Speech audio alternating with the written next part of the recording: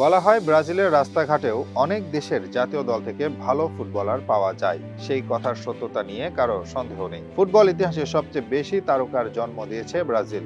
এখনো পাইপলাইনে আছে এক ঝাঁক তরুণ প্রতিভা, যারা জাতীয় দলের আসার আগেই পরিচিত হয়েছে বিস্ময় বালক হিসেবে। ব্রাজিলের অন্যতম সেরা ফিউচার স্টার হতে যাচ্ছে ভিটর রকি, যাকে বলা হয় ব্রাজিলের লুইস সুয়ারেজ। একজন ফরওয়ার্ড হিসেবে ভিটর রকি দুর্দান্ত। তার খেলার স্টাইল খুবই আক্রমণাত্মক এবং গতিশীল। গত কয়েক বছর ধরে তাকে নিয়ে আলোচনা হচ্ছে। 2 বছর আগে তাকে 35 মিলিয়নের বিনিময়ে কিনেছিল বার্সেলোনা। ভিটর রকি খেলোয়াড় হিসেবে খুবই শক্তিশালী। তার বল কন্ট্রোল এবং ড্রিবলিং স্কিল দেখার মতো। পাশাপাশি শারীরিক গড়ন শক্তিশালী হবার কারণে বাড়তি সুবিধা পায়। চলতি সিজনের অর্ধেক ম্যাচ খেলেই 7 গোল করেছে রকি। ব্রাজিলে তাকে ডাকা হয় নতুন রোনালদো। রোনালদোর মতোই ফরওয়ার্ড হিসেবে তার প্রতিভা অসাধারণ। আগামী দিনে ব্রাজিলের অন্যতম বড় তারকা হবে ভিটর রকি। হয়তো 2026 বিশ্বকাপে তাকে দলের সাথে দেখা যাবে। ব্রাজিলের আরেক ওয়ান্ডারবয় এনরিক মাত্র 17 বছর বয়সেই রেকর্ড গড়ে তার আগমন হয়েছিল। যেই বয়সে বেশিরভাগ খেলোয়াড় মূল দলে জায়গা পায় না, সেই বয়সে 2বার ব্রাজিলের ঘরোয়া লিগ জিতেছে এনরিক। 17 বছরে জায়গা পেয়েছে ব্রাজিলের জাতীয় দলে, তাও আবার বিশ্বকাপ বাছাই পর্বের মতো গুরুত্বপূর্ণ আসরে।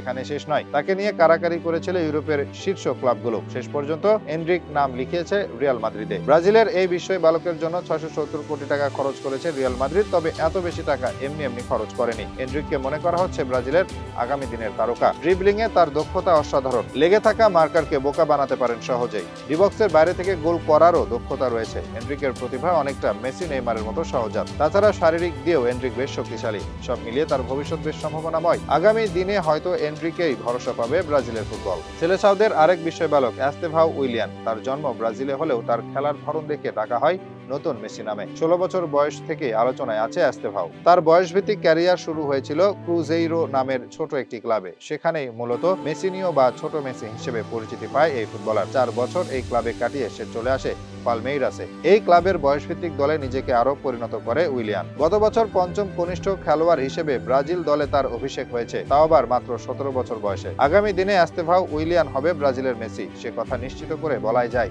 ম্যানচেস্টার সিটিতে খেলা ব্রাজিলের আরেক ফিউচার স্টার সাভিনহো, যে মূলত অ্যাটাকিং মিডফিল্ডার এবং উইঙ্গার হিসেবে খেলে থাকে। সাভিনহো এমন এক প্রতিভা যাকে গোল অ্যাসিস্ট দিয়ে বিচার করা যাবে না। তার সাবেক কোচ বলেছিলেন, এই ছেলে গেম চেঞ্জার। স্কোরশিটে তার নাম হয়তো থাকবে না, কিন্তু খেলার মোড় ঘোরানোর জন্য সে একাই যথেষ্ট। তরুণ এই ফুটবলারের ক্যারিয়ার শুরু হয়েছিল ব্রাজিলের ছোট ছোট ক্লাবগুলোতে। সেখানেই তার প্রতিভা ইউরোপের নজরে পড়ে। গতি এবং বলের নিয়ন্ত্রণে তার দক্ষতা অসাধারণ।